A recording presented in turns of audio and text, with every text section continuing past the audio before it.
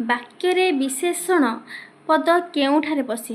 ବାକ୍ୟରେ ବିଶେଷଣ ପଦ ଆମର କେଉଁଠାରେ ବସିବ? ବିଶେଷ ପଦ ପୂର୍ବରୁ ନା ବିଶେଷ ପଦ ପରେ ନା ବସେ ନାହିଁ ନା କର୍ତ୍ତା ପରେ। ତାହେଲେ ଆମର ବିଶେଷଣ କେତେବେଳେ ବସେ? କେଉଁଟା ଆମର କରେକ୍ଟ ଆନ୍ସର ହେଇଯିବ? ତାହେଲେ ଆମର ବାକ୍ୟରେ ବିଶେଷଣ କେଉଁଠି ବସେ? ନା ଆମର ବିଶେଷ୍ୟ ପଦ ପୂର୍ବରୁ। ଅପସନ୍ ଏଇଟା ହେଉଛି ତୁମର କରେକ୍ଟ ଆନ୍ସର। ପରବର୍ତ୍ତୀ ପ୍ରଶ୍ନ କ'ଣ ଅଛି ଦେଖ। ସକାଳେ କାମ ଆରମ୍ଭ ହୁଏ।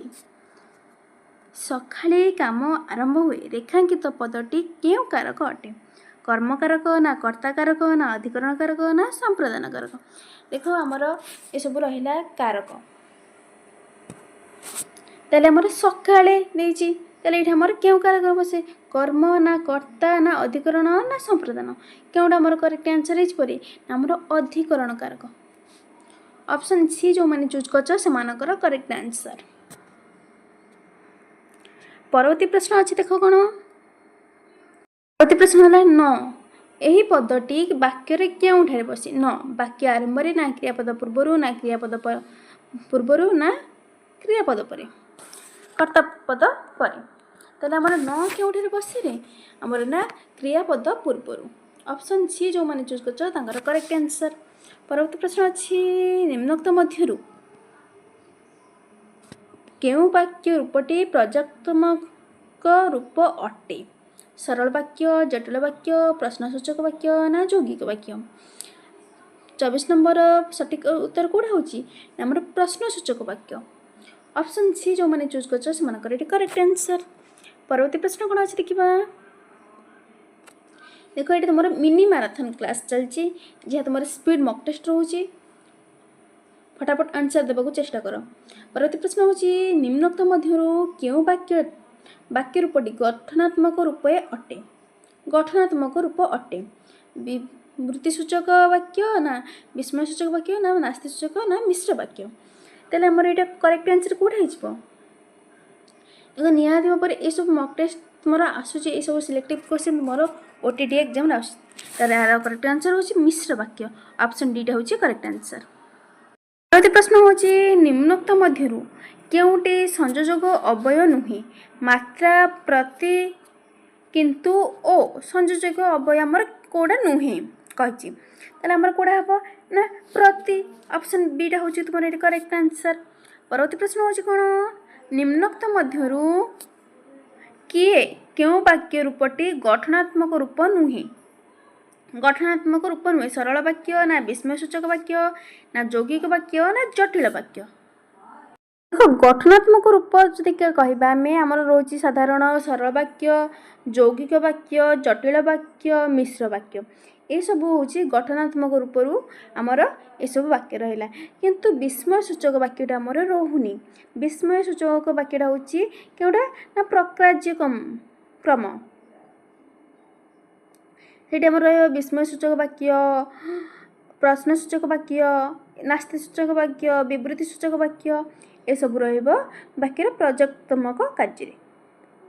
ତାହେଲେ ଗଠନାତ୍ମକ ଦୃଷ୍ଟିରୁ ଏସବୁ ରହୁଛି ଆମର ସରଳ ବାକ୍ୟ, ଯୌଗିକ ବାକ୍ୟ, ଜଟିଳ ବାକ୍ୟ। ବୁଝିପାରିଲ?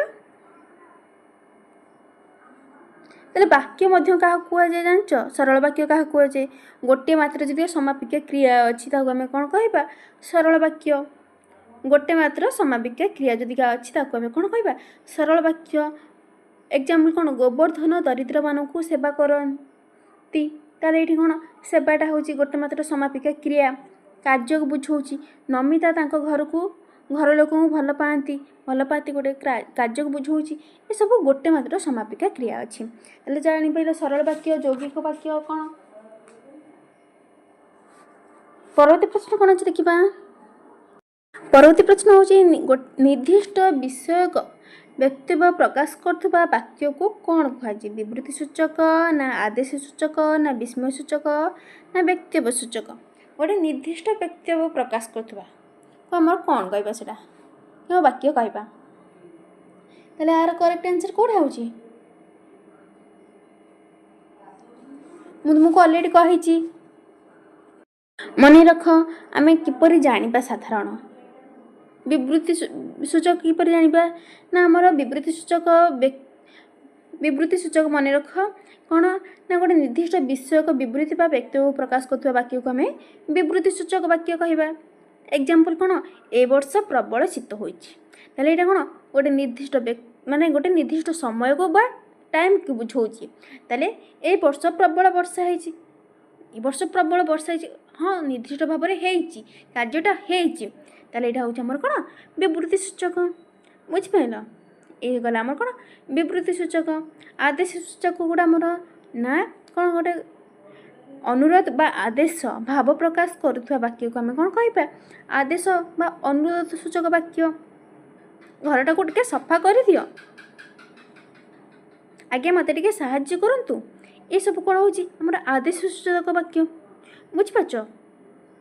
কোণ রিকোয়েস্ট করছেন আপনি জনকু, তাহলে এইসব হচ্ছে আদেশ সূচক বাক্য।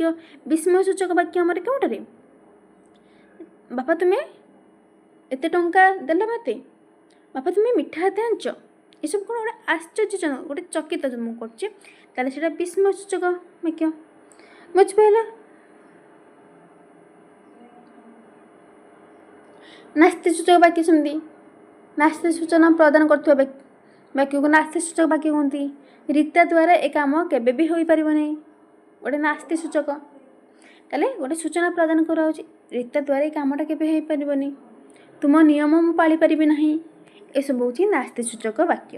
ତାହେଲେ ବିବୃତ୍ତି ସୂଚକ କ'ଣ ହେବ, ଏକ ନିର୍ଦ୍ଦିଷ୍ଟ ବିଷୟ ବା ବ୍ୟକ୍ତିକୁ ପ୍ରକାଶ କରୁଥିବା ବାକ୍ୟକୁ ଆମେ କ'ଣ କହିବା ବିବୃତ୍ତି ସୂଚକ ବାକ୍ୟ। ଅପସନ୍ ଏ ଯେଉଁମାନେ ଚୁଜ୍ କରିଛ ସେମାନଙ୍କର କରେକ୍ଟ ଆନ୍ସର୍। ପରବର୍ତ୍ତୀ ପ୍ରଶ୍ନ କ'ଣ ଅଛି ଦେଖିବା। ତାର ପରବର୍ତ୍ତୀ ପ୍ରଶ୍ନ ହେଲା ଅନୁରୋଧ ବା ଭାବ ପ୍ରକାଶ କରୁଥିବା ବାକ୍ୟ କ'ଣ ବୁଝାଇବେ। ଅନୁରୋଧ ବା ଅନୁରୋଧ ସୂଚକ ବାକ୍ୟ।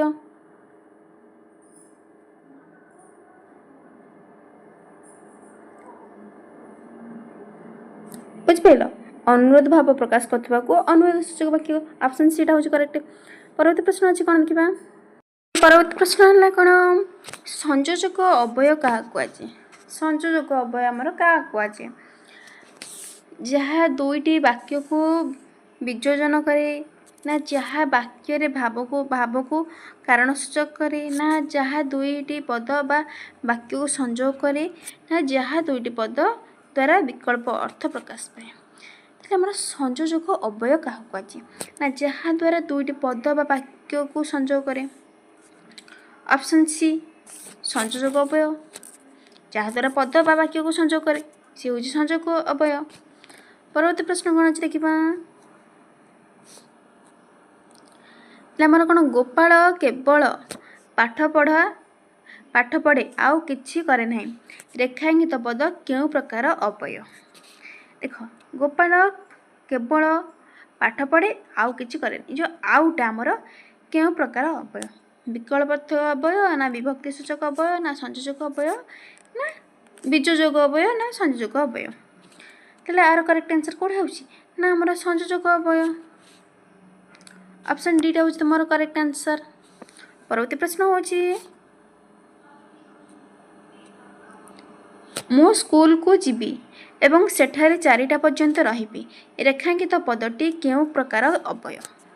ତାହେଲେ ଏଇଟା ଆମର କେଉଁ ପ୍ରକାର ଅବୟ ଏବଂ କେଉଁଟା କରେକ୍ଟ ଆନ୍ସର୍ ହେଇଯିବ ନା ଆମର ସଂଯୋଜକ ଅବୟରେ। ଅପସନ୍ ସିଟା ହେଉଛି କରେକ୍ଟ ଆନ୍ସର୍। ପରବର୍ତ୍ତୀ ପ୍ରଶ୍ନ କ'ଣ ଅଛି ଦେଖିବା। ପୁଅ କଟକ ଗଲା ମାତ୍ର ବାପାଙ୍କୁ ଦେଖା କଲା ନାହିଁ, ରେଖାଙ୍କିତ ପଦ ଗୋଟେ କେଉଁ ପ୍ରକାର ଅବୟ। ଏଇଟା ଆମର କେଉଁ ପ୍ରକାର ଅବୟ, ମାତ୍ର। ତାହେଲେ ଏଇଟା ଆମର ବିଯୋଜକ ଅବୟ। ଅପସନ୍ ବିଟା ହେଉଛି କରେକ୍ଟ ଆନ୍ସର୍। ପରବର୍ତ୍ତୀ ପ୍ରଶ୍ନ ଅଛି କ'ଣ ଦେଖ। କହିଦେବା ଖୁବ୍ ସହଜ ଅଥଚ କାର୍ଯ୍ୟରେ ପରିଣତ କରିବା କଷ୍ଟ, ଏହି ବାକ୍ୟରେ ଅବୟ ପଦଟି କେଉଁଠି। ଦେଖ, ଏଇଟା ତୁମର ଇମ୍ପୋର୍ଟାଣ୍ଟ ଅଛି, ଏଇଟା ତୁମର ମଧ୍ୟ ଏକ୍ଜାମ୍ରେ ଆସୁଛି ଏ କ୍ୱେଶ୍ଚିନ୍ଟା। କହିଦେବା ଖୁବ୍ ସହଜ ଅଥଚ କାର୍ଯ୍ୟରେ ପରିଣତ କରିବା କଷ୍ଟ, ଏହି ବାକ୍ୟରେ ଆମର ଅବୟ ପଦ କେଉଁଟା। ସହଜ ନା କରିବା ନା ଅଥଚ ନା କହିଦେବା, ଏଇଟା ଆମର ଅବୟ ପଦ କେଉଁଟା ହେବ କରେକ୍ଟ ଆନ୍ସର୍ ନା ଆମର ଅପସନ୍ ସି ହେବ ଅଥଚ। ଅପସନ୍ ସି ଯେଉଁମାନେ ଚୁଜ୍ କରିছে ସେମାନଙ୍କର କରେକ୍ଟ ଆନ୍ସର୍ରେ। ପରବର୍ତ୍ତୀ ପ୍ରଶ୍ନ କ'ଣ ଅଛି ଦେଖିବା।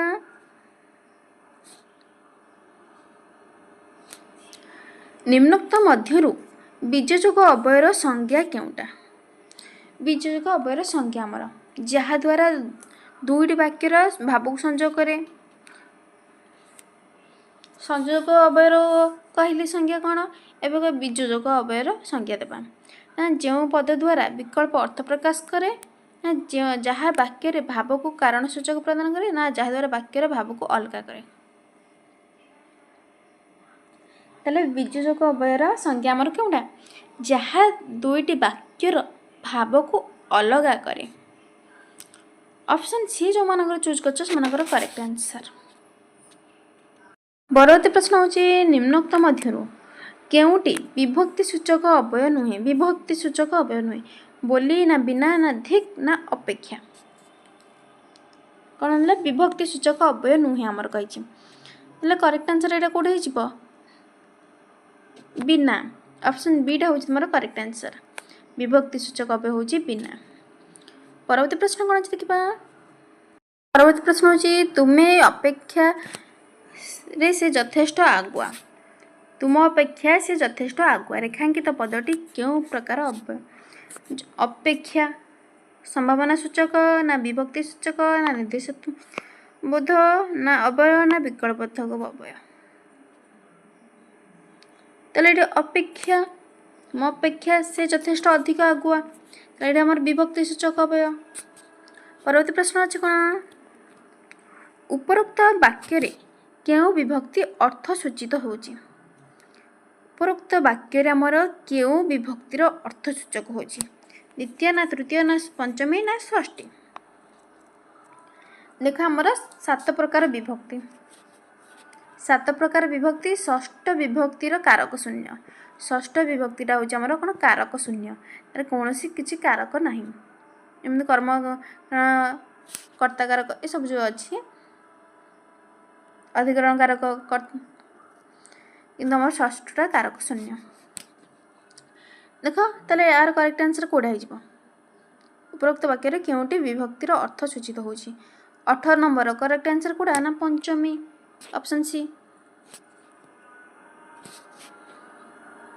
परवर्ती प्रश्न है कौन धन बिना चलिबा कष्ट रेखांकित पदटी क्यों विभक्ति अर्थ सूचकटे षष्ठी पंचमी तृतीय द्वितीय तृतीय करेक्ट आंसर कौटे रे धन बिना चलिबा कष्ट आम पंचमी हो ऑप्शन बी हूँ करेक्ट आंसर। परवर्ती प्रश्न कौन है करण सूचक अव्यय क्या कहवा करण सूचक अव्यय आम जान संयोजक अव्यय बीजयोग अव्यय एवं जाना करण सूचक अव्यय करण सूचक अव्यय क्या कहवा ना वाक्य जो पद बारंबारता को प्रकाश करे ताहाको ना जहाँ दुईटी वाक्यर संयोजक करे ना जहाँ जो पद द्वारा वाक्यर्थ निषेध सूचित हुए ना जो पद वाक्यर भाव को हेतुबोधक करे कारण सूचक अव्यय आमर केउटा क्या कहवा कारण सूचक अव्यय आमर जो पद वाक्यर भाव को बा हेतुबोधक करे ऑप्शन डी टा हूँ मोर करेक्ट आंसर। परवर्ती प्रश्न कौन अच्छे देखा ना काले मेघ हेब से छताटी नेला रेखांकित पद क्यों प्रकार अव्यय यहाँ आमर क्यों प्रकार अव्यय करेक्ट आंसर कौटा आमर हो आमर कारण सूचक अव्यय। परवर्ती प्रश्न अच्छे कौन परवर्ती प्रश्न हूँ भिन्नधर्मी शब्दटी अलगा माने के शब्दटी कि अस्ताचल नीलाचल हिमाचल ना सीमाचल क्योंटा करेक्ट ना नीलाचल गड़ा हूँ करेक्ट भिन्नधर्मी शब्द भिन्न कौटा आमर दुष्टर।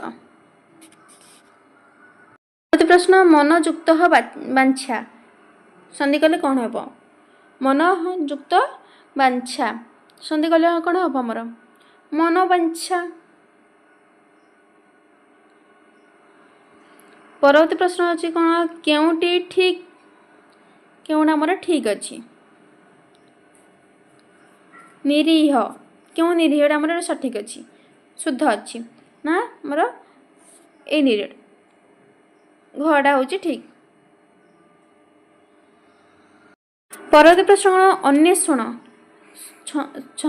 ସନ୍ଧି ବିଚ୍ଛେଦ କଲେ କ'ଣ ହେବ? ଅନୁଯୁକ୍ତ ଏଷଣ ଅନୁଯୁକ୍ତ ଏଷଣ ନା ଅଯୁକ୍ତ ଅନ୍ୱେଷଣ ନା ଅନୁଯୁକ୍ତ ଏଷଣ? ଅନ୍ୱେଷଣ କେଉଁଟା ଆମର କରେକ୍ଟ ଆନ୍ସର୍ ହେଇଯିବ? ଅନୁଯୁକ୍ତ ଏଷଣ। ଦେଖ ଏଇଟା ମଧ୍ୟ ଏକ୍ଜାମ୍ରେ ତୁମର ଆସୁଛି ରିପିଟେଡ୍ କ୍ୱେଶ୍ଚନ୍। ପରବର୍ତ୍ତୀ ପ୍ରଶ୍ନ କ'ଣ ଅଛି ଦେଖିବା। ନୟନ ସନ୍ଧି ବିଚ୍ଛେଦ କଲେ କ'ଣ ହେବ? ନୟନ କ'ଣ ନେ ଯୁକ୍ତ ଅନ। ପବନ ସନ୍ଧି ବିଚ୍ଛେଦ କଲେ କ'ଣ ହେବ? ପବନ ନା ପୋ ଯୁକ୍ତ ଅନ। ଗଢ଼ା ହେଉଛି କରେକ୍ଟ ଆନ୍ସର୍। ପରବର୍ତ୍ତୀ ପ୍ରଶ୍ନ କ'ଣ ଅଛି ଦେଖିବା। ଦେଖ ଗବାକ୍ଷ ସନ୍ଧି ବିଚ୍ଛେଦ କଲେ କ'ଣ ଆସିବ? ଇଏ ମଧ୍ୟ ଆମର ଗୋଟେ ଇମ୍ପୋର୍ଟାଣ୍ଟ ଗବାକ୍ଷ ସନ୍ଧି ଆସୁଛି ମଧ୍ୟ ଏ। ତାହେଲେ ଆର କରେକ୍ଟ ଆନ୍ସର୍ କେଉଁଟା ହେଉଛି? ନା ଗୋ ଯୁକ୍ତ ଅକ୍ଷ ଗବାକ୍ଷ। ପରବର୍ତ୍ତୀ ପ୍ରଶ୍ନ ହେଉଛି ନିମ୍ନୋକ୍ତ ମଧ୍ୟରୁ କିଏ ଜନ୍ୟଜନକ ସମ୍ବୋଧପଦ ଅଟେ? କରେକ୍ଟ ଆନ୍ସର୍ କେଉଁଟା ହେଇଯାଉଛି? ଆମର କ ପବନର ପୁତ୍ର। ବାକ୍ୟ ମଧ୍ୟରେ କ୍ରିୟାପଦ ସହିତ ଅନ୍ୟ ପଦମାନଙ୍କର ଯେଉଁ ସମ୍ବନ୍ଧ ଥାଏ ତାହାକୁ ଆମେ କ'ଣ କହିବା? ତାହାକୁ ଆମେ କ'ଣ କହିବା? ନା ଆମର କ'ଣ କହିବା? ନା କାରକ କହିବା। ପରବର୍ତ୍ତୀ ପ୍ରଶ୍ନ କ'ଣ ଅଛି? କେତେଗୋଟି କାରକର ପରିକଳ୍ପନା କରାଯାଇଛି? କେତେଗୋଟି କାରକର ପରିକଳ୍ପନା କରାଯାଇଛି? ନା ଆମର 6 ଗୋଟି। ପରବର୍ତ୍ତୀ ପ୍ରଶ୍ନ ଅଛି ଯେଉଁ କ୍ରିୟା ସମ୍ପାଦନ କରେ ତାହାକୁ କ'ଣ କୁହାଯାଏ? କ୍ରିୟା ସମ୍ପାଦନ କରାଯାଏ ତାହେଲେ ଆମେ ତାକୁ କ'ଣ କର୍ତ୍ତା କାରକ। କଡ଼ା ହେଉଛି ଆମର ରାଇଟ୍ ଆନ୍ସର୍। ପରବର୍ତ୍ତୀ ପ୍ରଶ୍ନ କ'ଣ ଅଛି ଦେଖିବା। ପରବର୍ତ୍ତୀ ପ୍ରଶ୍ନ ହେଉଛି ରାମଚନ୍ଦ୍ର ରାବଣକୁ ବଧ କରିଥିଲେ। ଏଠାରେ କ୍ରିୟାପଦ କେଉଁଟା? କ୍ରିୟାପଦ ଆମର କେଉଁଟା? ରାମଚନ୍ଦ୍ର ନା ରାବଣ ନା ବଧ ନା କରିଥିଲେ? କାର୍ଯ୍ୟଟା କରିଥିଲେ ସମ୍ପାଦନ କରିଥିଲେ। ତାହେଲେ ଡି କରିଥିଲେ। ପରବର୍ତ୍ତୀ ପ୍ରଶ୍ନ ହେଉଛି କ'ଣ? ଅକ୍ଷୟ ଗୋଟିଏ ଭଲ ଗୀତ ଗାଇଲେ। ବାକ୍ୟରେ କର୍ମପଦ ଆମର କେଉଁଟା? ଅକ୍ଷୟ ନା ଭଲ ନା ଗୀତ ନା ଗାଇଲେ? କର୍ମପଦ ଆମର ଏଇଟା କେଉଁଟି? ନା ଆମର ଗୀତ କର୍ମ ଗୋଟେ କାର୍ଯ୍ୟକୁ ବୁଝାଉଛି। ଅପସନ୍ ସିଟା ହେଉଛି କରେକ୍ଟ ଆନ୍ସର୍। ପରବର୍ତ୍ତୀ ପ୍ରଶ୍ନ କ'ଣ ହେଉଛି? ପଣ୍ଡିତ ଶିଷ୍ୟମାନଙ୍କୁ ଉପଦେଶ ଦେଲେ। ରେଖାଙ୍କିତ ପଦ କେଉଁ ପ୍ରକାର? ଗୁଣକର୍ମ ନା ମୁଖ୍ୟକର୍ମ ନା ଦ୍ୱିକର୍ମକ ନା ସକର୍ମକ? କରେକ୍ଟ ଆନ୍ସର୍ କେଉଁଟା ହେଉଛି? ନା ମୁଖ୍ୟକର୍ମ। ପରବର୍ତ୍ତୀ ପ୍ରଶ୍ନ କ'ଣ ରହିଲା? କେଉଁ ଶବ୍ଦଟା ଅଲଗା? ଛୋଟ ନା କ୍ଷୁଦ୍ର ନା ଲଘୁ ନା ଆଗ? ଅଲଗା ଆମର କେଉଁ ଶବ୍ଦଟା ଅଛି? କରେକ୍ଟ ଆନ୍ସର୍ କେଉଁଟା ହେଉଛି? ନା ନାଗ। ପରବର୍ତ୍ତୀ ପ୍ରଶ୍ନ ଅଛି କ'ଣ? ପିତା ଶବ୍ଦର ପ୍ରତିଶବ୍ଦ ଆମର କେଉଁଟା? ପିତାର ପ୍ରତିଶବ୍ଦ ଆମର କେଉଁଟା ହେବ? କୋକି ନା ତାତ ନା ଶତଦଳ ନା ରସା? ପିତା ନା ଆମର ତାତ। ପରବର୍ତ୍ତୀ ପ୍ରଶ୍ନ ହେଉଛି ଚନ୍ଦ୍ର ଶବ୍ଦର ପ୍ରତିଶବ୍ଦ କେଉଁଟା? ଚନ୍ଦ୍ରର ପ୍ରତିଶବ୍ଦ ଆମର କେଉଁଟା ହେବ? ନିଶାକର। ପରବର୍ତ୍ତୀ ପ୍ରଶ୍ନ ହେଉଛି କ'ଣ? ଭାଇ ଭାଇ ମଧ୍ୟରେ ଅହିନକୁଳ ସମ୍ପର୍କ ସୃଷ୍ଟି ହେବା ଉଚିତ ନୁହେଁ। ରେଖାଙ୍କିତ ଖଣ୍ଡବାକ୍ୟ କେଉଁ ଅର୍ଥକୁ ପ୍ରକାଶ କରୁଛି? ଏଇଟା ଆମର କେଉଁ ଅର୍ଥକୁ ପ୍ରକାଶ କରୁଛି? ଦେଖ ଅହିନକୁଳ ସମ୍ପର୍କ ନା ଅହିନକୁଳ ସମ୍ପର୍କ ନା ଅହିନକୁଳର ଯୁଦ୍ଧ ନା ସାପ ନେଉଳର ଯୁଦ୍ଧ ଘୋର ଶତ୍ରୁତା। ଅଲଣା କଥା ଏହି କେଉଁ ଅର୍ଥ ପ୍ରକାଶ କରୁଛି? କରେକ୍ଟ ଆନ୍ସର୍ କେଉଁଟା ହେଇଯାଉଛି? ନା ଆମର ମୂଲ୍ୟହୀନ କଥା। ନିହାତି ଭାବରେ ଭିଡ଼ିଓଟି ଯଦି ଭଲ ଲାଗିଛି ଲାଇକ୍ ସେୟାର କମେଣ୍ଟ କରିବେ। ଚ୍ୟାନେଲକୁ ଯଦି ପ୍ରଥମ ପାଇଁ ଆସିଛନ୍ତି ଚ୍ୟାନେଲକୁ ଗୋଟେ ସବସ୍କ୍ରାଇବ୍ କରି ରଖିବେ।